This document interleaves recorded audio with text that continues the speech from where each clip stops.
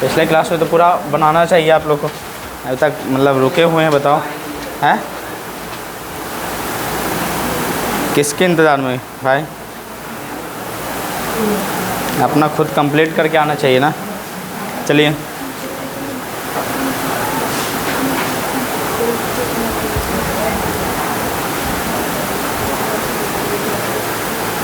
चलो last class में बताओ क्या हुआ था, बोलिए। है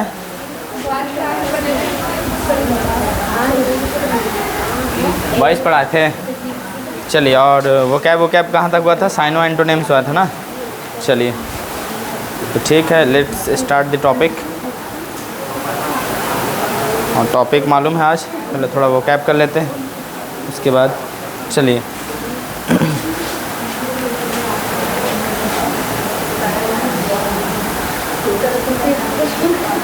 हाँ देखो, एक वर्ड है, देखो लिखा हुआ है एब्रेसिव।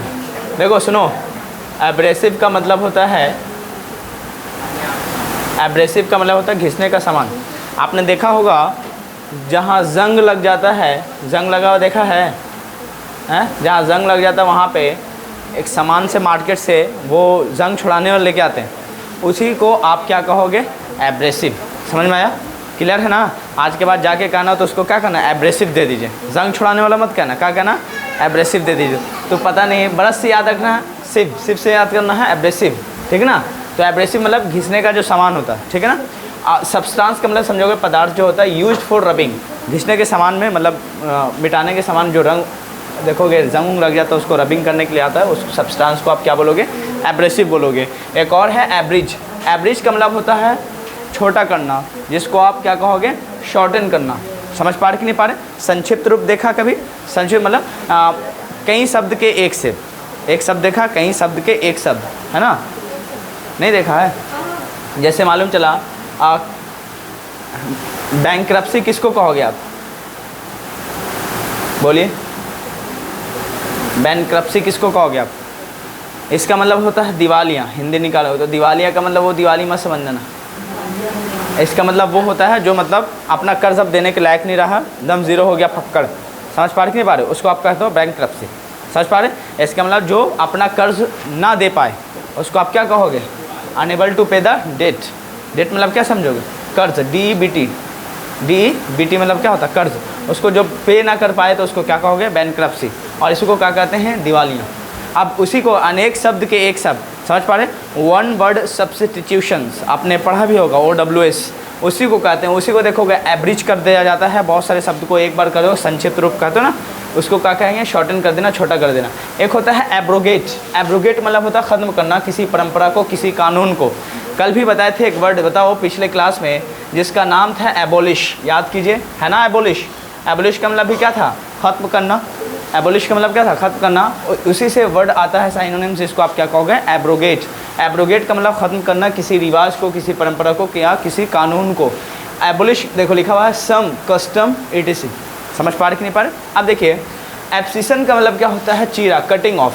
जैसे मालूम चला, आप कभी देखोगे बायोलॉजी पढ़ना तो देखो कई पत्तियों के डिज़ाइन आपने पढ़ा भी होगा कि देखिए पत्ती है भाई, चलो मान लेना, ठीक है? ये पत्ती का मतलब जो किनारा किनारा है वो चीरा, समझ पा रहे कि नहीं पा रहे? वो डिज़ाइन होता है, उसको आप क्या कहोगे? एब्सिशन। समझ पा रहे? कोई भी डिज़ाइन हो, मालूम चला आप कुछ बना रहे हो तो उसका आप कुछ ना कुछ तो मतलब डिज़ाइन तैयार कर रहे हो कि नहीं कर रहे हो, उस चीरा को आप क्या कहोगे? एब्सिशन। देखे ना? हाँ, तो याद रखना वो बातें। अब देखोगे एब्सिशन के बाद आता है कट ऑफ, इसको कटिंग ऑफ कहोगे। एब्सकॉन्ड। एब्सकॉन्ड का मतलब होता है भाग जाना, डिपार्ट सीक्रेटली, किसी को बताना नहीं, चुपचाप चल देना। समझ पा रहे कि नहीं पा रहे? उसको क्या कहोगे? भाग जाना। जिसका साइनोनिम्स आप लिख सकते हो रन अवे। रन अवे का मतलब क्या होता है? भाग जाना। ये रन अवे का मतलब होता है देख रहे हैं और सब लोग भाग रहा है, ऐसा वाला केस होता है, जैसे चोर भाग रहा होता। समझ पा रहे? Get away with. Get away with ये भी एक फ्रेजल वर्ब है। फ्रेजल वर्ब का टॉपिक आया तो ये सब आएगा। गेट अवे विथ का मतलब भी होता है भाग जाना। समझ पा रहे कि नहीं पा रहे? कोई दिक्कत तो नहीं? मिजल, एक वर्ड आता है मिजल, ये सब टॉप रैंक का है। ये सब जब आप 12th के बाद किसी कॉम्पिटिटिव में बैठोगे तो ये सब नहीं पूछता, यहाँ तक पहुँचेगा, मिजल तक। अब मालूम चला किसी को मिजल ही नहीं मालूम तो कहेगा बाप क्या क्या पूछता है, इतना पढ़ें किताब ये नहीं मिला। और नेट पे सर्च करो, कहेगा साइनोनिम्स, दम यही सब आएगा। तो कहेगा हाँ ये सब तो पढ़े थे, लेकिन बताइए मिजल पूछ के मुस्कुरा रहा है। होता है कि ना होता? बेटा देख लेते, है ना। वो तो डिपेंड करता है एग्जामिनर के हाथों में कि मतलब कितना लेवल को हार्ड करना, समझ पा रहे हो। ये मत समझना कि आप बहुत पढ़ लिखे, हो सकता है ऐसा डाल देगा कि पता नहीं चल रहा वर्ड, और इसकी पूरी गारंटी कोई नहीं ले सकता कि हर सब जानता। हमेशा इसको प्रैक्टिस किया जा सकता है। तो ये बातें उम्मीद है कि अगर नहीं उतारे तो ये सबको उतार लेना है, कोई दिक्कत तो नहीं है। एब्सोल्यूट का मतलब होता है पूर्ण रूप से, कम्प्लीटली, जिसको बोलते हैं कंप्लीट, कुछ भी बताना, कुछ भी बचा ना हो, जिसको आप क्या कहोगे, एब्सोल्यूट। और देखोगे आप कभी कभी बात अगर सच्चा तो कहते हो ना एब्सोल्युटली, एब्सोल्यूट मतलब सही बात, एकदम कंप्लीट, कोई भी इसमें दाग ना हो, एब्सोल्युटली यहीं से आया था पूर्ण रूप से, कंप्लीट जिसको कहेंगे। एक वर्ड है एब्जॉल्व। एब्जॉल्व का मतलब था दोष से, यानी दोष मतलब आपके गुनाह से क्या कर देना, मुक्त करना, जिसको आप क्या कहते हो, पार्डन। आपने देखो कोई गलती आप कर देते हो तो माफ़ी मांगते हो तो क्या कहते हो, पार्डन मी। पार्डन मी मतलब क्या समझोगे आप, मुझे माफ़ कीजिए, समझ पा रहे, मेरे गुनाह जो हुआ उसको क्या कीजिए आप, माफ़ कीजिए, तो इसको क्या कहोगे, पार्डन, PARDEN लिखा हुआ, PARD, पार्डन, क्लियर है। अब देखिए एब्सटेन का मतलब क्या होता है। एब्सटेन का मतलब होता है रोकना, परहेज़ करना किसी गलत काम से या किसी मतलब बीमारी से बचने के लिए। देखो परहेज़ करते कि नहीं करते कि मुझे बीमारी ना हो जाए, इसके लिए आप ना रिफ्रेन फ्रॉम, एब्सटेन फ्रॉम। जब आपको प्रीपोजिशन पढ़ाएंगे तो उसमें फिक्स्ड प्रीपोजिशन पढ़ाएंगे कि ऐसे कुछ वर्ड है जिनके साथ आप क्या लगाओगे, फ्रॉम लगाओगे, जैसे एब्सटेन फ्रॉम, उसके बाद रिफ्रेन फ्रॉम। समझ पा रहे कि नहीं पा रहे, ये बातें होती है।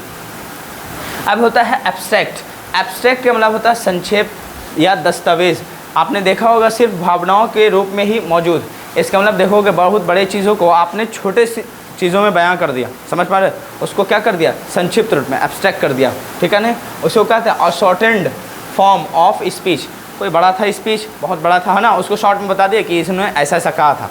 ऐसा देखा है ना बड़े बड़े नेता, या फिर कोई और किसी का भी आप स्पीच ले लेते हो, कहते हो कि इस स्पीच में उन्होंने इतना ही बताया था, ये कहने का मकसद था, तो उसको आप क्या कहोगे, एब्स्ट्रैक्ट कहना। एब्स्ट्रैक्ट मतलब संक्षिप्त रूप कहना, उसका short and form. Existing as an idea और फीलिंग ओनली, मतलब किस तरह से, जिसमें आइडिया या फीलिंग ही छुपाओ कि बस इतना था, इनके दर्द कहने का मतलब। जैसे बहुत बड़ी कहानी होती है तो उसमें से आप संक्षिप्त कर लो, एब्स्ट्रैक्ट निकाल लेते हो ना कि मतलब क्या था कहने का इस कहानी से, समझ पा रहे कि नहीं पा रहे, उसको क्या कहोगे, एब्स्ट्रैक्ट कहोगे। एब्स्ट्यूज़। एब्स्ट्यूज़ का मतलब होता है मुश्किल या कठिनाई से, बहुत डिफ़िकल्टी से। तो डिफ़िकल्ट है ना टू अंडरस्टैंड, बहुत मुश्किल हो जब किसी चीज़ को समझना, उसको क्या कहोगे, एब्स्ट्यूज़ कहोगे। एब्स्ट्यूज़ का मतलब होता है बहुत मुश्किल या कठिन रूप से। एक और होता है अबिस्मल। अबिस्मल मतलब होता है बहुत बुरा, जिसको वेरी बैड कह सकते हो, या फिर क्या कह सकते हो, नॉट मिजरेबल, ठीक है ना, बहुत दुर्दशा खराब हो, उसको क्या कहोगे, अबिस्मल।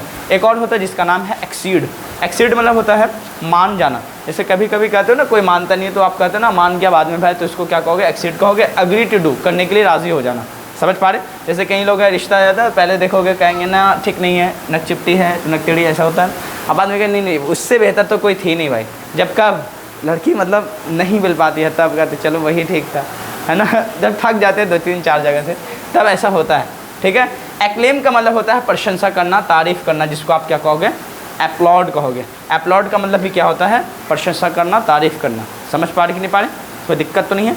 जिसको एक वर्ड में बताए थे बहुत अच्छे से, देखो कॉम्प्लीमेंट, एक वर्ड में बताए थे ना कॉम्प्लीमेंट, याद है आपको, है ना। एक और इसी को बताए थे कॉम्प्लीमेंट, एक और था COMPLE, है ना, कॉम्प्ली MENT वाला था। इसमें क्या था, पूरक वाला केस, जो अधूरा हो उसको पूरा करना। जैसे आई मेड हिम, मैंने उसे बनाया, तो क्या उन्होंने क्या बनाया, तो लास्ट में देखोगे ना अ किंग अ डॉक्टर, मैंने उसे डॉक्टर बनाया, तो जो अ डॉक्टर अ किंग रहेगा उसको क्या कहोगे, कॉम्प्लीमेंट कहोगे। समझ पा रहे उस ऑब्जेक्ट का कि हाँ उसका मतलब क्या है, समझ पा रहे। जैसे मैं कहूँ the prime minister of India, उसके बाद कहें नरेंद्र मोदी, जैसे प्राइम मिनिस्टर ऑफ इंडिया तो बहुत सारे आ सकते हैं ना, कौन कौन सा है भाई, इतने लोग बने, तो डायरेक्ट कहोगे ना Narendra Modi, the prime minister of India. Narendra Modi को कौन दिखा रहा है, the prime minister of India. तो ऐसे किसमें क्या कहोगे, कॉम्प्लीमेंट कहोगे, उसको पूरा करने के लिए जो वर्ड लगा उसको आप क्या कहोगे, कॉम्प्लीमेंट। ऑब्जेक्टिव कॉम्प्लीमेंट भी होता है, सब्जेक्टिव कॉम्प्लीमेंट भी होता है। जो सब्जेक्ट के बारे में बात करें, कॉम्प्लीमेंट कर रहा है, पूरा कर रहा है, उसको क्या कहोगे, सब्जेक्टिव। जो ऑब्जेक्ट को पूरा कर रहा है उसको क्या कहोगे, ऑब्जेक्टिव कॉम्प्लीमेंट। याद है ना वो सब। चलिए तो ये बातें हो गई आपकी कॉम्प्लीमेंट, और कॉम्प्लीमेंट का मतलब भी तारीफ़ होता है, ठीक है ना। प्रेस करना, प्रशंसा करना, इसी में आता है क्लेम या अपलॉड, प्रेस करना। समझ पा रहे कि नहीं पा रहे, प्रेज लिख लेना, PRAISE। प्रेस का मतलब क्या समझोगे, प्रशंसा करना, तारीफ़ करना, ठीक है कि नहीं है, समझ पा रहे कि नहीं पा रहे, ये बातें लिख लीजिएगा। एक्लोड। एक्लोड का मतलब होता है पुरस्कार। जैसे आप कभी कभी अवार्ड ऑफ मेरिट देते हो, है ना, मेरिट देते हो ना, अवार्ड देते हो, उसको क्या कहोगे आप, प्राइज़ देते हो कि नहीं देते, है ना। एक होता है प्राइस, ये वाला, ये प्राइस नहीं, ये प्राइज़ मिलता है ना आपको छोटा मोटा सम्मान, PRIZE वाला, है ना, उसको आप क्या कहोगे, एक एक्लोड कहेंगे, पुरस्कार कहेंगे। ठीक है, ये बड़े स्तर पे होता है, समझ पा रही, ये छोटे छोटे स्तर पे मिलता है प्राइज़, है ना। अब देखोगे एकम्प्लिश, देखो एकम्प्लिश एक और होता है, ये एकम्प्लिश, ठीक है ना, एकम्प्लिश। देखो ये एकम्प्लिश और ये एकम्प्लिश में फ़र्क है, इसको शा पढ़ना है और इसको वहाँ वाला को सा पढ़ना, हल्का सा, ठीक है ना, एकम्प्लिश हो जाएगा। और इसको क्या कहोगे, अकम्प्लिश, ठीक है ना। पुलिस कहते हैं ना, पुलिस, सा वाला वो आएगा ये, और ये कहोगे शा वाला। देखो ये एकम्प्लिश मतलब होता है फिनिश कर देना, ख़त्म, समझ पा रहे, पूरी तरह कुछ ना बचना, एकम्प्लिश किया। और ये समझोगे एकम्प्लिश मतलब गुनाह करना, या गुनाह का जो साथी होता है आपका पार्टनर, उसको कहोगे पार्टनर इन क्राइम। जो आप क्राइम करते हो उसमें जो पार्टनर बनते हो उसको आप क्या कहोगे, एकम्प्लिश। मुझे एकम्प्लिश अगर बोलेगा शाह वाला, तो इससे समझ जाना क्या है, इसका मतलब होता है ख़त्म करना, फिनिश वाला केस हो जाता है, ठीक है ना, पूरी तरह। और इसको एकम्प्लिश बोल दिया सा, तो समझ जाना गुनाह का साथी है ना। कहेंगे he is accomplish of me, ठीक है ना, या अकम्प्लिश में आप कह सकते हो वहाँ पे अकम्प्लिश। अब कहोगे एकॉर्ड, एकॉर्ड का मतलब होता है सामंजस्य से, do something in a complete agreement. सामंजस्य का मतलब क्या होता है, जैसे मालूम चला आपको लगा कि हम एक फैक्ट्री खोले, या मालूम चला एक कॉलेज आप खोलने जा रहे हैं और आपके साथ ही एक और है ना, और दोनों ए पर्सन है और बी पर्सन है, दोनों पार्टनर हैं। तो आप कह रहे हो कि बस एक होता है, मतलब वर्बली बोल दिया कि तुम्हारा इतना % रहेगा, 50-40 जो भी रहे, और मेरा भी 40-50 इतना रहेगा जो भी रहे। तो ये वर्बली आप जब करते हो वैसा ना करके एग्रीमेंट आप दम करते हो किस तरह से, एकॉर्ड से। एकॉर्ड मतलब सामंजस्य से, लिखित रिटन टाइप का, एकदम सब कुछ क्या हो, लीगल टाइप का हो, उसमें कोई भी दिक्कत परेशानी ना हो। तो इसी को कहोगे do something in complete agreement. Complete के साथ करना, एग्रीमेंट के साथ, कि एकदम मुँह बोला नहीं, इसको क्या चाहिए, रिटन चाहिए, कि कोई भी कोई दिक्कत हो तो झगड़ाने की बात नहीं है, मुँह बोला नहीं है, हम दोनों के बीच सिर्फ नहीं बात है, ये पेपर हमेशा क्या कहेगा, गवाही देगा। तो इस स्टेटमेंट को, है ना, जो आप कर रहे हो, समझ पा रहे, रिटर्न टाइप का आप कर रहे हो, कंप्लीट काम जो भी, उसको आप क्या कहोगे, एकॉर्ड कहोगे, सामंजस्य कहोगे। एग्रीमेंट आप कराते हो कि नहीं कराते हो, कि चलिए इस कंपनी में आप 2 पार्टनर हैं, तो मेरा 60%, उनका 40%, इस बात को हम लोग क्या करेंगे, एग्रीमेंट। इन्वेस्टमेंट, हाँ दोनों का होगा, इतना % आपका, इतना % आपका।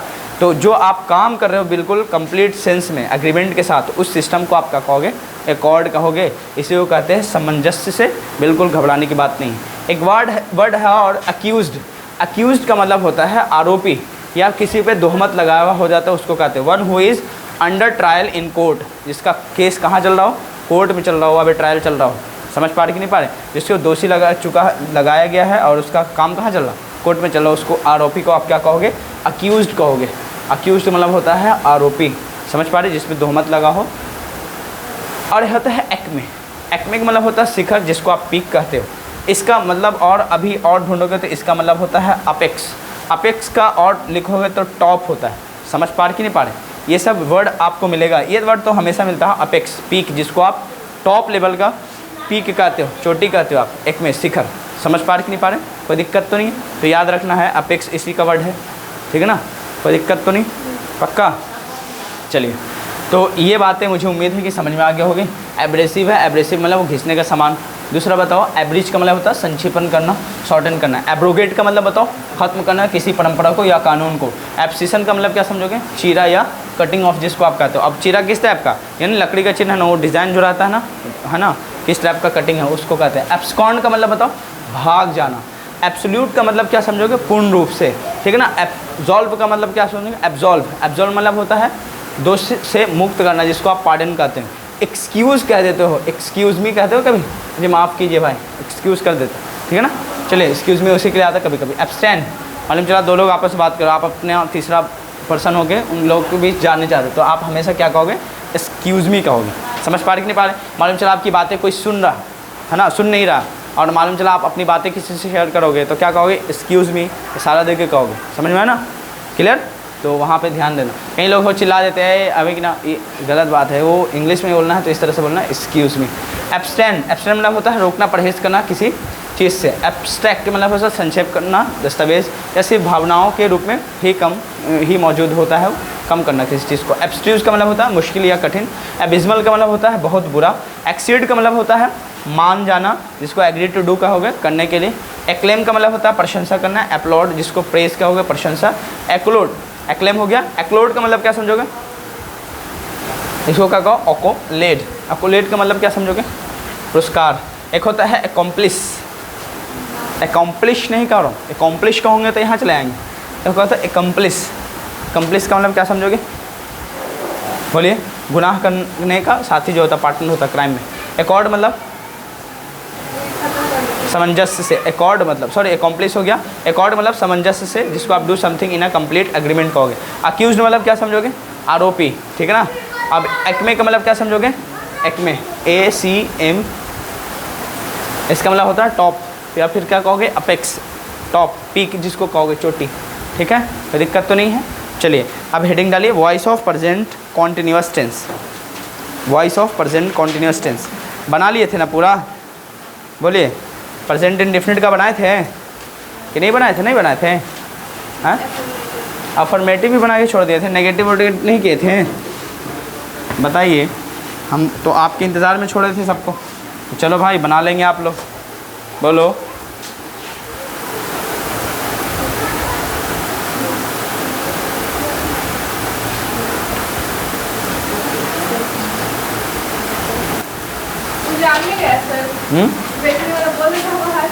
नहीं, कंफर्टेबल वो फैब्रिक रहता है, वो कपड़े का, इसीलिए कीमती होता है।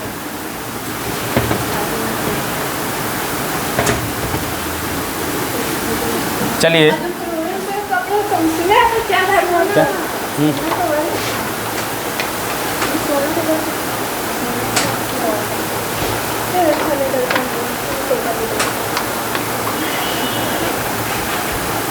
पहले इसको रब कर देता हूँ अच्छे से, फिर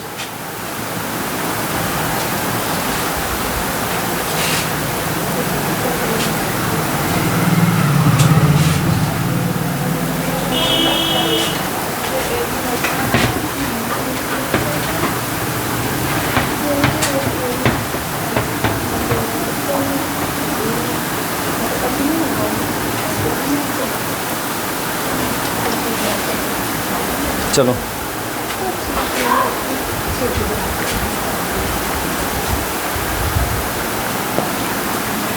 पिछला देख लो, रिवीजन करवा देना। देखो प्रेजेंट इंडेफिनिट में क्या पढ़े थे बताओ। जैसे मैं बोलूँ यहाँ जूता बेचा जाता है, क्या बनाओगे, प्रेजेंट इंडेफिनिट की पैसिव वॉइस पे आपको बनाना है। सब्जेक्ट लिखोगे, उसके बाद क्या लगाओगे, am is are, third form verb. तो इसमें मतलब स्पीकिंग में बाई प्लस उसका ज़रूरत नहीं रहता, समझ पड़े। वो एग्ज़ाम पॉइंट ऑफ व्यू के अकॉर्डिंग ज़रूरी होता। जैसे यहाँ पे रहता उसके द्वारा जूता बेचा जाता, उन लोगों के द्वारा रहता तो बाई लगा के देम जो भी रहता लगा लेते, ठीक है। तो अब बताओ यहाँ जूता बेचा जाता, क्या लगाओगे, जूता का मतलब क्या समझोगे, शूज़, ठीक है ना। शूज़ के बाद क्या लगाओगे, आर।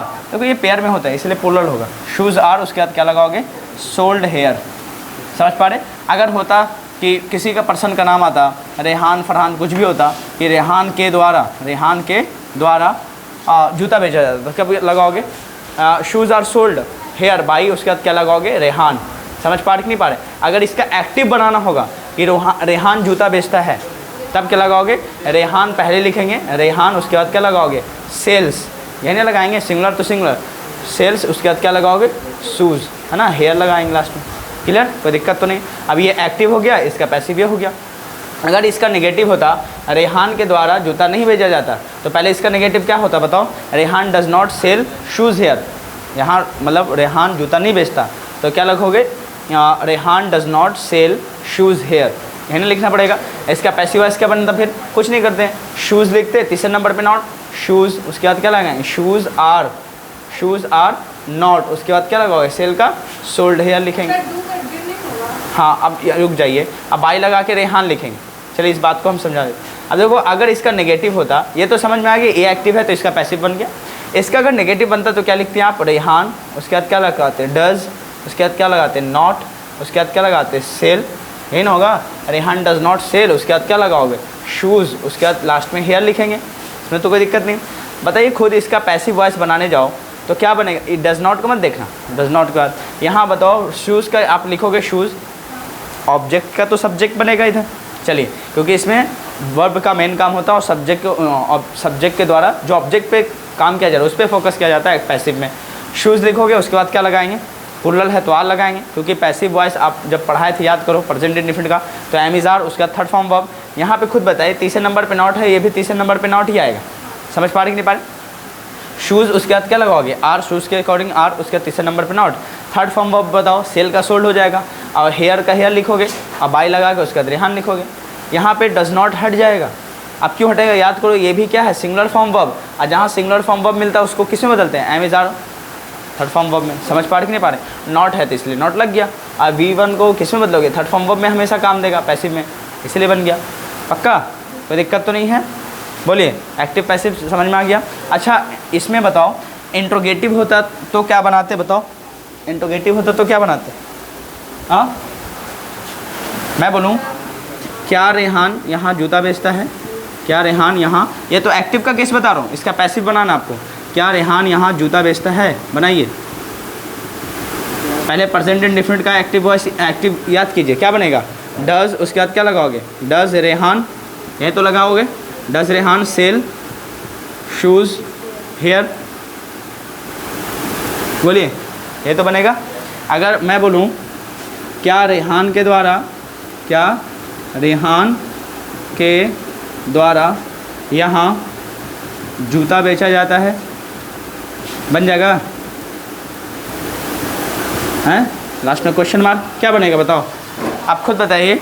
यहाँ रेहान के द्वारा है तो बाई रेहान लिख देंगे एंड में, ये रेहान के द्वारा है तो ये तो बाई एंड में आएगा, बाई प्लस रेहान। यहाँ पे देखो क्या है तो खुद बताओ, यहाँ पे हेल्पिंग वर्ब बाहर है तो इसके पैसिव वॉइस में बाहर क्या आएगा, हेल्पिंग वर्ब, तो एम इज आर ही तो हेल्पिंग वर्ब है ना यहाँ पे।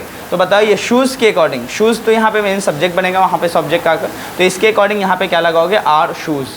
समझ पा रहे कि नहीं पा रहे। उसके बाद क्या लगाओगे, sold, are shoes sold here, अब बाई लगा के क्या लगाओगे, रेहान। मुझे उम्मीद है ये बातें भी समझ में आ गई होगी, बोले पक्का। अगर इसका मुझे स्ट्रक्चर बनाना तो कैसे बनाओगे स्ट्रक्चर, उसका तो स्ट्रक्चर बनवा दिए थे। नेगेटिव का स्ट्रक्चर खुद से बना लोगे। एक्टिव में क्या लिखोगे, सब्जेक्ट होगा, उसके बाद क्या होगा, डू या डज प्लस नॉट होगा, plus first form verb object होगा। फिर आप पैसिव में क्या बनाओगे, उसका वही ऑब्जेक्ट का सब्जेक्ट बनाओगे, फिर एम इज आर होगा, तीसरे नंबर पे क्या लगाओगे, नॉट, उसके बाद थर्ड फॉर्म वर्ब और बाई प्लस ऑब्जेक्ट। समझ पा रहे। और जो भी एक्स्ट्रा बातें हैं पहले बाई से पहले ही ले लेना, क्लियर है, जो भी होगा। अब बताइए इसी का इंट्रोगेटिव होगा तो खुद बताओ, जो आप बनाने जाओगे इसका स्ट्रक्चर, तो आप स्ट्रक्चर में क्या लगाओगे, या फिर डू होगा या फिर क्या होगा, डज होगा, प्लस में क्या लगाओगे, सब्जेक्ट होगा, उसके बाद क्या लगाओगे, वर्ब लगाओगे, और वर्ब भी क्या होगा, बेस फॉर्म में आएगा। उसके बाद क्या लगाएंगे बताओ, ये वर्ब होगा फर्स्ट फॉर्म वर्ब में, ऑब्जेक्ट या फिर क्या लगाओगे, अदर वर्ड होगा, लास्ट में क्या लगाओगे, क्वेश्चन मार्क। दिक्कत तो इसमें नहीं। अब इसका पैसिव वॉइस खुद से बना लो, इसका स्ट्रक्चर बताओ। हेल्पिंग वर्ब बाहर निकल गया तो इसका हेल्पिंग वर्ब क्या काम देगा, एम इज़ आर देगा, एम इज़ आर दोगे यहाँ पे। उसके बाद क्या लगाओगे, सब्जेक्ट होगा, और सब्जेक्ट कहाँ से आएगा, अदर वर्ड हटा ही दीजिए क्योंकि अदर वर्ड का काम यहाँ पे नहीं रहेगा, ऑब्जेक्ट का काम रहता है। अब बताइए सर ट्रांजिटिव वर्ब ही रहेगा यहाँ पे, इंट्रांजिटिव वर्ब हो ही नहीं सकता कभी। अब यहाँ पे बताइए यही जाके क्या बनेगा, यहाँ पे सब्जेक्ट बनेगा, ऑब्जेक्ट सब्जेक्ट बनाने के लिए बताए थे। उसके बाद बताइए क्या लगाओगे, थर्ड फॉर्म ऑफ वर्ब। उसके बाद क्या लगाओगे, बाई प्लस सब्जेक्ट का केस यहाँ पे बनेगा, और सब्जेक्ट ना होकर ये तो ऑब्जेक्ट बन जाएगा, लेकिन वो सब्जेक्ट यहाँ से आएगा, होगा कि नहीं होगा। अब देखिए ऑब्जेक्ट क्यों लग रहा है, क्योंकि प्रीपोजिशन है, और प्रीपोजिशन के बाद क्या लगाते हैं, ऑब्जेक्टिव फॉर्म, ना कि सब्जेक्टिव फॉर्म। ठीक है, कोई दिक्कत तो नहीं। लास्ट में क्या लगाओगे, क्वेश्चन मार्क, यही है, कोई दिक्कत तो नहीं। चलिए अब मुझे उम्मीद है कि इसका स्ट्रक्चर बना लिए होंगे, खुद से बना लो, दोनों बना लोगे, एक एक एग्जाम्पल ले लेना, ख़त्म। उसके बाद बताइए इंट्रोगेटिव प्लस नेगेटिव का केस खुद से बना लोगे, पक्का। इंट्रोगेटिव प्लस नेगेटिव में क्या बनाए थे बताओ, प्रेजेंट इंडेफिनिट में, प्रेजेंट इंडेफिनिट एक तरफ एक्टिव लिखो, दूसरी तरफ पैसिव लिखो। पहले इसको कीजिए जल्दी से, ठीक है ना, आई विल चेक इट। पहले इसको कर लो, फिर वो वाला पढ़ाएंगे। इसको कॉपी कीजिए, उसके बाद इंट्रोगेटिव प्लस नेगेटिव का केस लिखिए।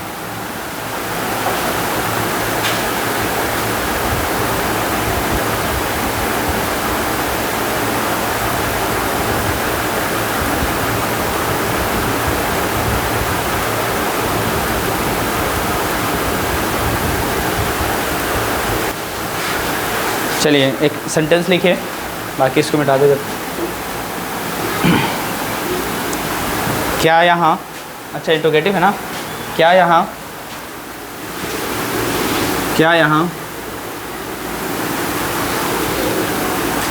मोबाइल बेचा जाता है, क्या यहाँ मोबाइल बेचा जाता है, क्या यहाँ मोबाइल बेचा जाता है, बनाइए। पैसिव का बता रहा हूँ, एक्टिव में नहीं बता रहा हूँ, क्योंकि एक्टिव तो पढ़ चुके हैं। क्या यहाँ मोबाइल बेचा जाता है?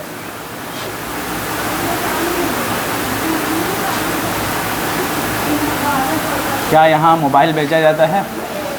बन जाएगा।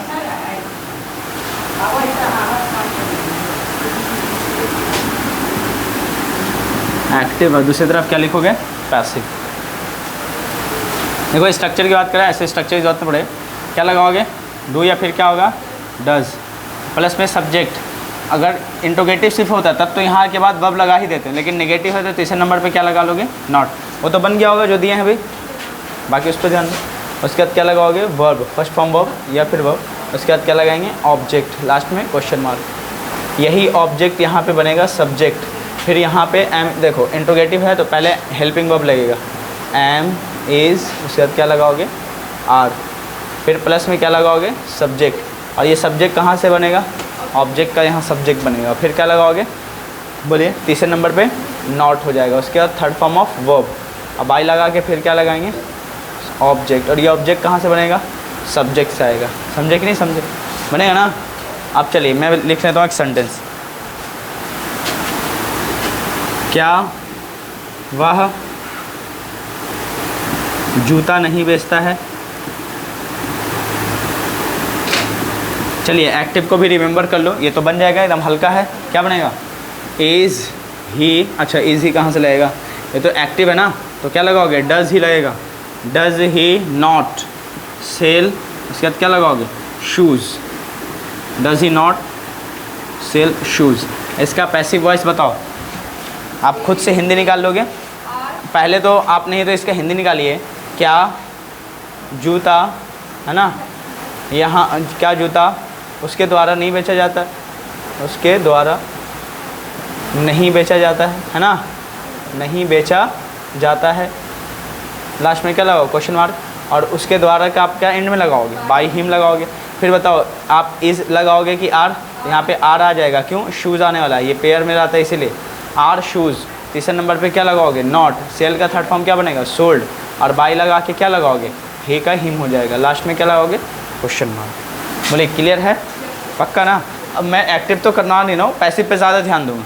चलो लिखो। क्या क्या इस मेले में, क्या इस मेले में, क्या इस मेले में, क्या इस मेला में, ऐसे लिखो। क्या इस मेला में गाय नहीं बेची जाती? गाय नहीं बेची जाती। क्या इस मेला में गाय नहीं बेची जाती है? बनाइए तो बन जाएगा ना।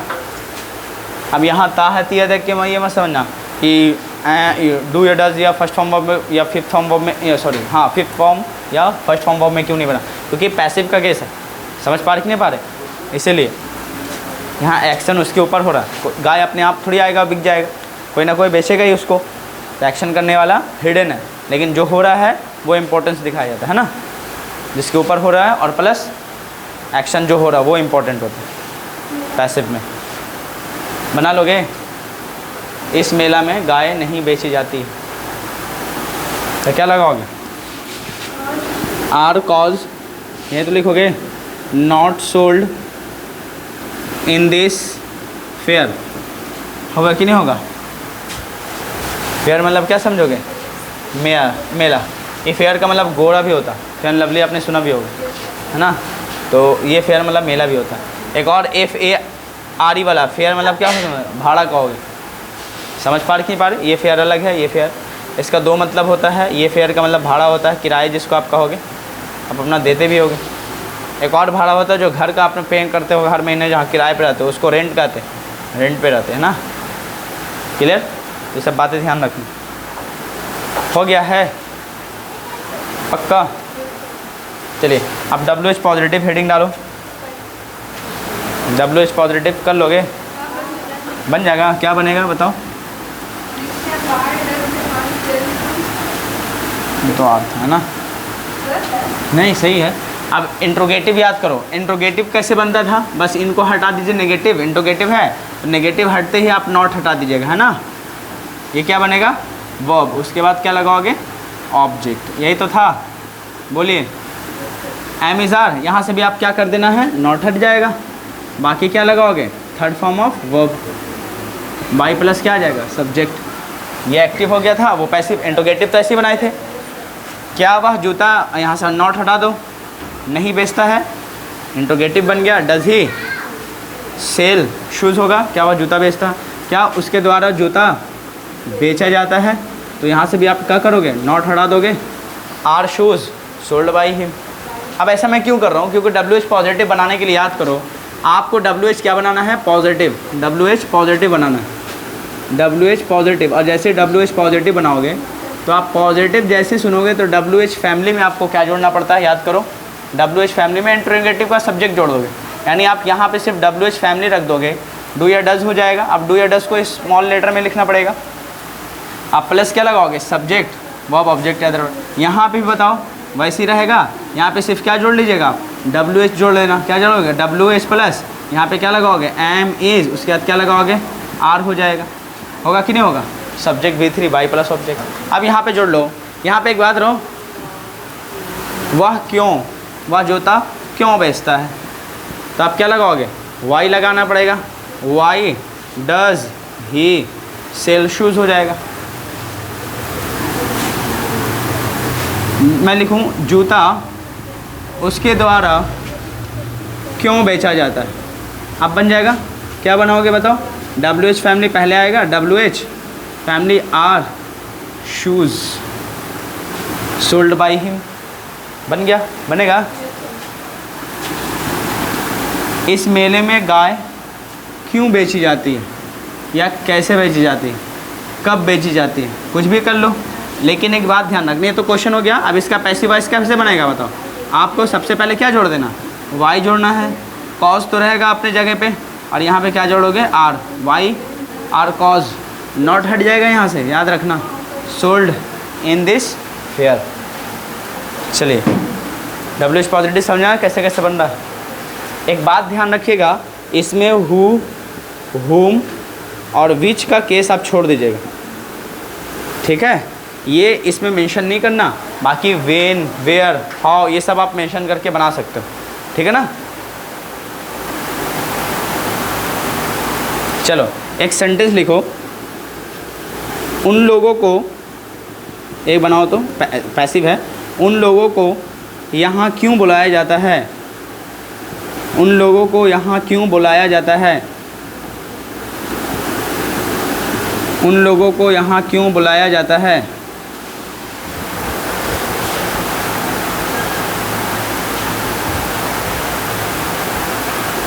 उन लोगों को यहाँ क्यों बुलाया जाता है। चलिए उन लोगों को यहाँ क्यों बुलाया जाता है बनाइए। अब देखिए पैसिव वॉइस है इसका, वाई से स्टार्ट कीजिएगा। चलिए बनाइए, क्या बनेगा, वाई। अब यहाँ पे हेल्पिंग वर्ब चाहिए। पैसिव वॉइस किसका है, प्रेजेंट इंडेफिनिट का, तो इसमें एम इज़ आर में से आएगा। तो डिसाइड कौन करेगा, सब्जेक्ट। उन लोगों को, यही तो है, कौन बुला रही है इंपॉर्टेंस नहीं है, जिस पे एक्शन हुआ है और जो एक्शन हुआ वो इंपॉर्टेंस पैसिव वॉइस में रखता है। तो देखो आप क्या लगाओगे, दे है, तो दे के अकॉर्डिंग यहाँ पे खुद बताइए, यहाँ पे क्या आएगा, तो आर ही तो भरोगे, वाई आर दे, उसका थर्ड फॉर्म वर्ब कॉल्ड, उसके बाद लास्ट में क्या लगाओगे, हेयर। उन लोगों को यहाँ क्यों बुलाया जाता, ख़त्म। आपको यहाँ क्यों बुलाया जाता, क्या बनता, why are you called here. आपके पिता को यहाँ क्यों बुलाया जाता, why is your father called here. आपको उन लोगों को वहाँ क्यों भेजा जाता है, उन लोगों को वहाँ क्यों भेजा जाता, वाई आर दे सेंट हो जाएगा। सेंड का क्या थर्ड फॉर्म बनेगा, सेंट, उसके बाद क्या लगाओगे, देर, बनेगा पक्का ना। डब्ल्यू एच नेगेटिव कैसे बनेगा बताओ, कुछ नहीं करना है, डब्ल्यू एच पॉजिटिव यानी डब्ल्यू एच नेगेटिव बनाना है, तो कैसे बनेगा बताओ, डब्ल्यू एच नेगेटिव कैसे बनता है। तो आपको कुछ नहीं करना, डब्ल्यू एच फैमिली में इंट्रोगेटिव प्लस नेगेटिव का फॉर्मूला जोड़ दीजिए बस, है ना। यानी इंट्रोगेटिव प्लस नेगेटिव में याद कीजिए, इंट्रोगेटिव ऐसा था यहाँ तक, है ना। और नेगेटिव क्या बनता है, तो यहाँ पे यानी सब्जेक्ट के बाद क्या था बताओ, नॉट था कि नहीं था, था ना। तो इसमें क्या करोगे, डब्ल्यू एच अपनी जगह पे रहेगा, उसको कोई मतलब नहीं, एम इज़ आर भी रहेगा। सब्जेक्ट के बाद यहाँ पे आप क्या जोड़ दोगे, नॉट। तो इंट्रोगेटिव प्लस नेगेटिव का ये फार्मूला बन जाएगा, समझे। जैसे मैं बोलूँ वह जूता क्यों नहीं बेचता है, वह जूता क्यों नहीं, वाई डज ही लगा दोगे, नॉट यहाँ पे लगाओगे, नॉट सेल शूज़, जूता उसके द्वारा क्यों नहीं बेचा जाता है। यहाँ पे अगर नहीं जोड़ दिया मान लो तो वाई आर उसके बाद का shoes not sold by him हो जाएगा। बोले क्लियर। अब इसका क्वेश्चन लिख लीजिए, इस मेले में गाय क्यों नहीं बेची जाती है, क्यों नहीं बेची जाती है। क्या बना लोगे, क्या why are cause not sold in this fair. समझ में आया। तो आप बताइए उन लोगों को यहाँ क्यों बुलाया नहीं जाता है, नहीं जाता है। तो आप बताओ क्यों नहीं बुलाया जाता है। यहाँ नहीं जोड़ दीजिएगा, ये बेहतर होगा। क्यों नहीं बुलाया जाता, आप बताओ कहाँ पे नॉट जोड़े। वाई आर दे, इसके बाद क्या लगाओगे, नॉट।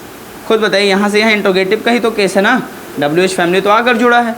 देखो यहाँ से यहाँ तक, क्या आप नहीं कहोगे कि इंट्रोगेटिव का ही तो सर है स्ट्रक्चर। बातें समझ में आ गई है कि नहीं है। लेकिन ये फैमिली WH को हु और हुम और विच को छोड़कर। चलिए मुझे उम्मीद है ये बातें समझ में आ गई होगी, पक्का। चलिए आप लिखिए तो फटाफट। एक का आप क्या बनाना है, 6 बन जाएगा। चलिए देखिए ट्राई कीजिए। चलिए बनाइए। यहाँ किताबें बेची जाती है, यहाँ किताबें बेची जाती है। अब इसका 6 बनाओ। नहीं सिर्फ पैसिव ही, क्योंकि एक्टिव पे उतना फोकस नहीं करना, 10 से पढ़ के निकले थे। यहाँ किताबें बेची जाती है तो क्या लगाओगे, बुक्स आर सोल्ड हेयर हो जाएगा। Books are sold here, negative बना लो, तीसरे नंबर पे नॉट। किताबें यहाँ नहीं बेची जाती, books are not sold here. Interrogative बनाओ।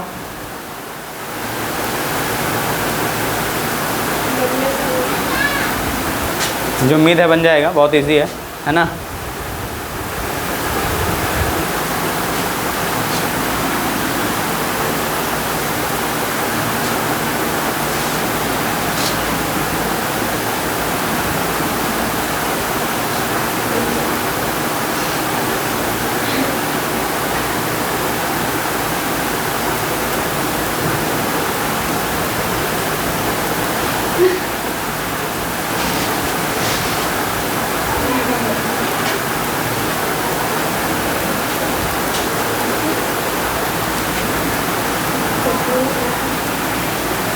हो गया,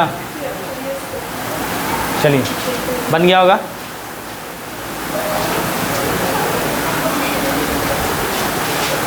चलिए अब हेडिंग डालिए, passive voice of present continuous tense.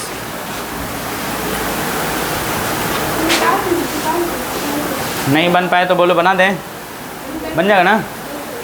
हाँ चलो ठीक है। इतना भी नहीं करोगे तो फिर सीखने के लिए आए हो ना, मैं तो ज़रूरी, इट इज़ नेसेसरी।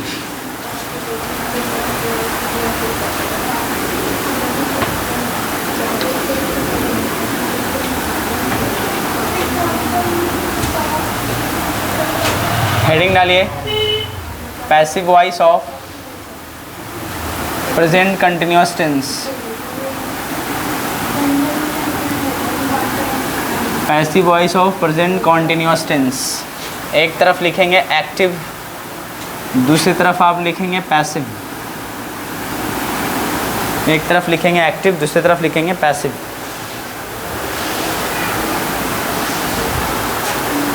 ठीक है।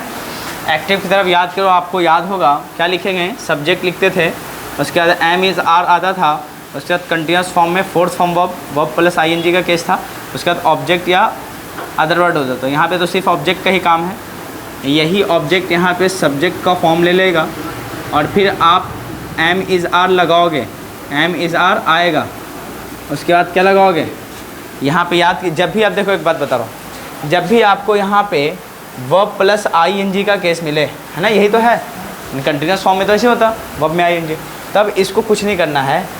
देखो डायरेक्ट एम इज़ आर के बाद थर्ड फॉर्म वर्ब लिख नहीं सकते, पैसिव वॉइस आपको थर्ड फॉर्म वर्ब मांगेगी, है ना, थर्ड फॉर्म वर्ब तो होगा, इसके बिना तो काम नहीं चलेगा।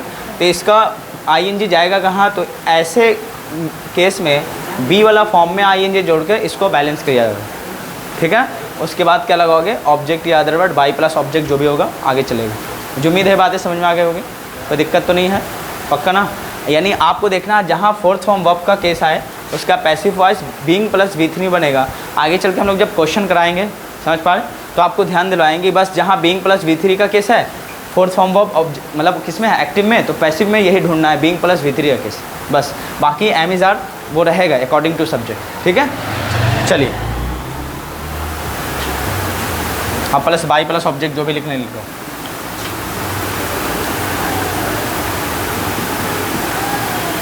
मैं अंग्रेज़ी पढ़ा रहा हूँ, मैं अंग्रेज़ी पढ़ा रहा हूँ। बताओ यहाँ पे खुद बताइए, एक्टिव होगा क्योंकि काम करने वाला यहाँ पे एक्शन करने वाला मौजूद है ना, तो एक्टिव केस में तो क्या लगाओगे, मैं अंग्रेज़ी पढ़ा रहा हूँ। आई एम पढ़ाने का क्या होगा, teaching, I am teaching English, I am teaching English कर लो, I am teaching English, I am teaching English. अब मैं इसका पैसिव वॉइस को बदल देता हूँ, मुझे अंग्रेज़ी पढ़ाया जा रहा है, मुझे अंग्रेज़ी पढ़ाया जा रहा है, पढ़ाया जा रहा है, मुझे अंग्रेज़ी पढ़ाया जा रहा है। इसका मतलब मैं अब एक्शन नहीं कर रहा हूँ, मेरे ऊपर एक्शन हो रहा है, करने वाला कोई पता नहीं है। मुझे अंग्रेज़ी पढ़ाया है तो क्या लिखोगे, आई एम लिखोगे, आई एम, उसके बाद क्या लगाओगे, बीइंग टॉट लिखना पड़ेगा, आई एम बीइंग टॉट, उसके बाद क्या होगा, इंग्लिश। इसको दो तरीके से बनाएंगे, अभी बता दे रहा हूँ। I am being taught English, और कुछ लिखना नहीं, अगर होता कि उसके द्वारा तो बाय हिम, उन लोगों के द्वारा तो बाय देम लगाते, ठीक है। इसको ऐसे भी आप बना सकते हो कि सर डबल ऑब्जेक्ट है तो पहले अगर आप इंग्लिश लिख लेते हैं, इंग्लिश, तो इंग्लिश एक सब्जेक्ट है, तो ऐसे केस में ये सिंगुलर होगा, इंग्लिश इज़ बीइंग, बीइंग, उसके बाद क्या लगाओगे, टॉट। अब यहाँ पे टॉट टू लगा के मुझे मी लिखना पड़ेगा, क्यों, जिसको पढ़ाया जा रहा है उस पर तो एक्शन दोगे ना, एक्शन तो थ्रो करोगे ना, फेंकोगे। जैसे ही इज़ गोइंग टू पटना, तो एक्शन कहाँ जा रहा है, पटना क्यों, तो ऐसे केस में क्या लगाओगे, टू प्लस क्या लगाओगे, ऑब्जेक्टिव फॉर्म आएगा ना, तो टू लगाना पड़ेगा, तो English is being taught to me हो जाएगा, सही बात, बस ख़त्म। ये दो तरीके से इसका बनेगा, समझ में आया। अब चलो अगर मैं एक और दूंगा तो बनेगा, क्या बनेगा, जैसे मैं बोलूँ मुझे हिंदी पढ़ाया जा रहा है, बस इतना लिख देता, अंग्रेज़ी पढ़ाया जाता, क्या होता है, इंग्लिश इज़ बीइंग टॉट, मुझे पढ़ाया जा रहा, आई एम बीइंग टॉट, तुम्हें पढ़ाया जा रहा, यू आर बीइंग टॉट, मेरे भाई को पढ़ाया जा रहा, माई ब्रदर इज़ बीइंग टॉट, होगा कि नहीं होगा, मेरे भाई को इंग्लिश पढ़ाया जा रहा, अंग्रेज़ी, तो my brother is being taught English, या ऐसा भी कह सकते हो, English is being taught to my brother. उसका जो अगर हैं तो एंड में लिख सकते हो, बाई हिम या हर, जो भी होगा उनके द्वारा अगर चाहोगे तो। लेकिन पैसिव वॉइस में बार बार सब्जेक्ट का उतना रोल नहीं होता है स्पीकिंग में। हाँ, अगर आप कहीं बना रहे हो इसमें एग्ज़ाम पॉइंट ऑफ व्यू से, तो बाई लगाकर वो दिखाना पड़ता है, ठीक है। वैसे तो आप चाहो तो यहाँ पे से बाई लगा के बहुत सारे चीज़ों का आप नाम लिख सकते हो, है ना, किसी का भी नाम ले लो, किसी सब्जेक्ट का नाम लेके ऑब्जेक्टिव में बदल दो, जो भी होगा। मुझे उम्मीद है बातें समझ में आ गया। अब बताओ, मैं कहूँ मैं अंग्रेज़ी नहीं पढ़ा रहा हूँ, मैं अंग्रेज़ी नहीं पढ़ा रहा हूँ, क्या बनेगा बताओ, फटाफट बना लोगे नेगेटिव। बताओ, मैं कहूँ इसका नेगेटिव हेडिंग डालो, क्या डालो, नेगेटिव हेडिंग डालो, और जैसे नेगेटिव हेडिंग डालोगे तो खुद से बनाओ। खुद से कैसे बनाओगे, मैं एक लॉजिक दे रहा हूँ। तीसरे नंबर पे नॉट, सब्जेक्ट होगा एम इज़ आर, तीसरे नंबर पे नॉट, नेगेटिव बन गया, खत्म, यहीं पे नॉट जोड़ दीजिएगा। यहाँ पे भी सब्जेक्ट एम इज़ आर होगा क्योंकि ऑब्जेक्ट का सब्जेक्ट बनेगा। यहाँ पे बताओ क्या लगाओगे, एम इज़ आर के बाद नॉट यहाँ पे लगा लेना, खत्म। जैसे मैं बोलूँ मैं अंग्रेज़ी नहीं पढ़ा रहा हूँ, मैं अंग्रेज़ी नहीं पढ़ा रहा हूँ, बन जाएगा, क्या बनेगा, आई एम, यहाँ पे तीसरे नंबर पे नॉट हो जाएगा, आई एम नॉट टीचिंग इंग्लिश, होगा ना, बोलिए दिक्कत। मुझे अंग्रेज़ी नहीं पढ़ाया जा रहा, क्या कहोगे, I am not being taught English, English is not being taught to me, होगा कि नहीं होगा, कोई दिक्कत। क्या मुझे उम्मीद है इंट्रोगेटिव खुद से बना लोगे। अब क्या बनाओगे, एम इज़ आर बाहर, सब्जेक्ट अंदर, नेगेटिव है नहीं तो नॉट की जिक्र होगी नहीं। समझ में आ रहा है कि नहीं समझ में आ रहा, पहले इसको नेगेटिव बनाओ, देखता हूँ उतना ही जो एग्जाम्पल फिर से रिपीट करो नेगेटिव में।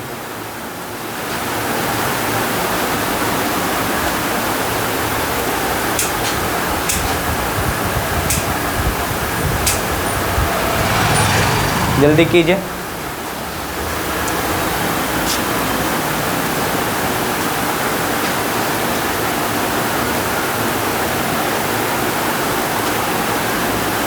क्या ये सब नेगेटिव इंट्रोगेटिव सब छोड़ दें, बना लो खुद से, पक्का।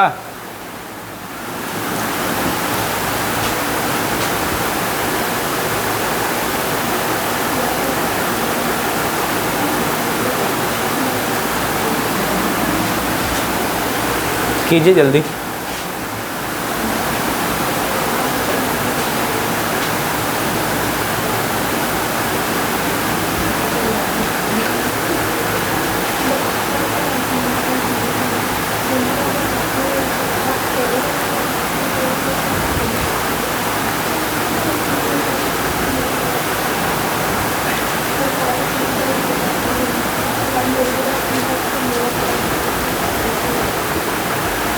चलिए ये घर से खुद कंप्लीट कर लोगे। और देखो उसमें दिया हुआ है, किस में, पूरे किताबें में दिया हुआ है, सबको सॉल्व करके आ जाओगे पूरा। चलिए तो इसका मतलब हेडिंग डालिएगा पैसिव वॉइस ऑफ प्रेजेंट, यहाँ पे परफेक्ट लगा लीजिएगा बस। और थोड़ा सा मैं 1-2 करवा दे रहा हूँ, फिर से छोड़ दूंगा, आप घर से बना के आएंगे। देखो क्रिएटिविटी जो भी है, जो आपका रचनात्मकता है जो लाइफ में, वो खुद से ज़रूरी होता है। खुद से कॉपी करोगे, नकल करोगे तो ज़्यादा सीखने को मिलता है। समझ पा रही नहीं पा रही, ज़रूरी है। ये नहीं कि सब हम करके दें और तुम मेरे भरोसे रहो, तो फिर आपके अंदर वो क्रिएटिविटी कहाँ से आएगी। समझ पा रही नहीं पा रही। गलती होने से मत डरना, 1-2 पेज गलती होगा, यही तो होगा, लेकिन मुझे उम्मीद है जैसे मैं समझा दे रहा हूँ गलती तो होगा ही। समझ पा रही नहीं पा रही, उम्मीद इतनी मैं रखता हूँ, ठीक है। इस लॉजिक से, इस पैटर्न से। हाँ थोड़ा धीमी हो गति सीखने में, लेकिन गलत नहीं हो, इसका ध्यान रखना शुरुआत में। यानी कि जल्दी जल्दी सीखने के चक्कर में गलती कहीं कर दो, ये दिक्कत होगा। तो आप हेडिंग डाल दो इसी तरह voice, passive voice of present perfect tense. और एक तरफ आप एक्टिव लिखें और दूसरी तरफ वैसे ही आप क्या लिखेंगे, पैसिव। जल्दी से कीजिए। एक तरफ एक्टिव लिख लोगे और दूसरी तरफ क्या लिखोगे, पैसिव। और ख़ुद बताइए एक्टिव के ज़माने में आप क्या लिखते थे, सब्जेक्ट के बाद क्या था, हैज़ या फिर क्या था, हैव। उसके बाद क्या लगाते थे, थर्ड फॉर्म वर्ब। उसके बाद ना ऑब्जेक्ट आता था, और यही ऑब्जेक्ट क्या बनेगा यहाँ पे, सब्जेक्ट बनेगा कि नहीं बनेगा। और यही सब्जेक्ट के बाद आप हैज़ या हैव लगाओगे, हैज़ या फिर क्या होगा, हैव। लेकिन जब भी आप देखोगे थर्ड फॉर्म वर्ब का जब पैसिव वॉइस में बदलने जाओ, तो इसका passive voice been plus third form बन जाता है, been plus third form of verb. याद रखिएगा, बाई प्लस जो भी होगा ऑब्जेक्ट आप लगा लेंगे। जैसे एक सेंटेंस हम बोलता हूँ, कंटिन्यूस फॉर्म को याद रखना बीइंग प्लस V3, समझे। और प्रेजेंट इंडिफिनिट का V1 या V5 का एम इज आर V3। और प्रेजेंट परफेक्ट का, परफेक्ट में हैज़ हैव तो रहेगा ही भाई, प्रेजेंट है तो हैज़ हैव रहेगा। परफेक्ट क्या, हैव V3 का डायरेक्ट कैसे passive voice, been plus V3। ये सब शॉर्टकट मैं आप एंड में बताऊंगा। ऐसे वॉइस पहले पढ़े हुए थे, आप अपलोडेड वीडियो को भी देख सकते हो दोबारा।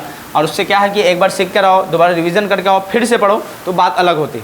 उसमें एक्टिव रहता है, चार्ज रहता है माइंड आपका। समझ पा नहीं पा रहे, ऑलरेडी सब कुछ छपा रहता है, फिर भी कोशिश करो। अब देखो यहाँ पे है, मैं लिखता हूँ उसने इस काम को किया, उसने इस काम को किया, उसने इस काम को किया है, कर लो ऐसा, उसने इस काम को किया है। अब बताओ या कर चुका है। मैं इसका पैसिव वॉइस ऐसे ही लिखूंगा, बस इस काम को उसके द्वारा किया गया है, इस काम को, है ना, उसके द्वारा किया गया है, किया गया है, ठीक है। बस इतना है। अब खुद बताइए, अगर ये ना हो क्या फ़र्क पड़ता है। मुझे तो सिर्फ किसने काम किया उससे कोई मतलब नहीं, काम हुआ है इसका मतलब होता है पैसिव वॉइस में।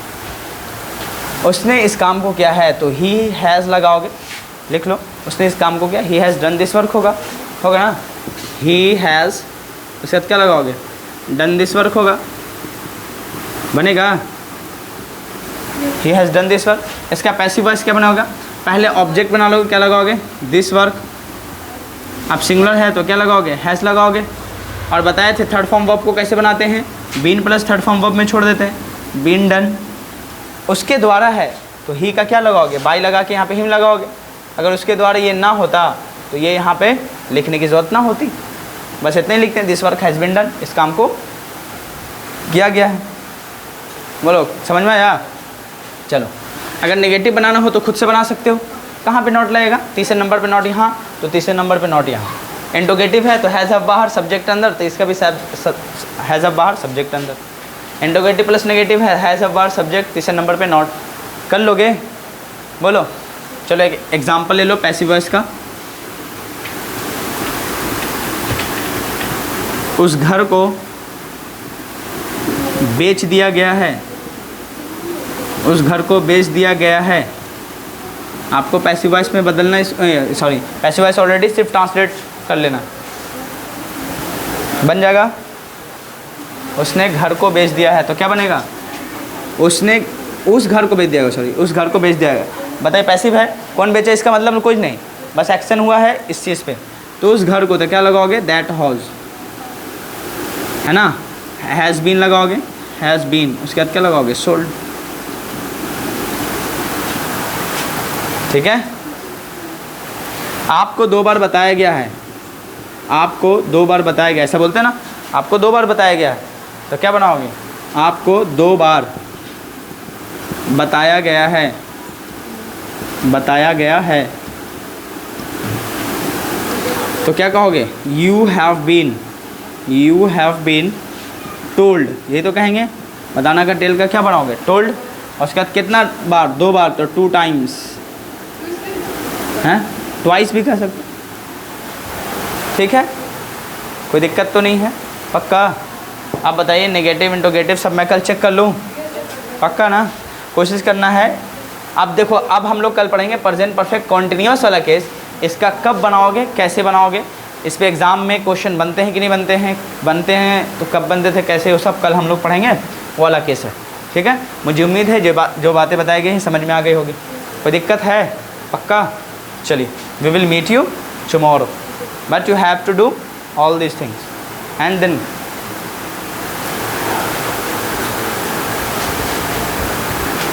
बिना किए आना नहीं वापस यहाँ। ठीक है ना?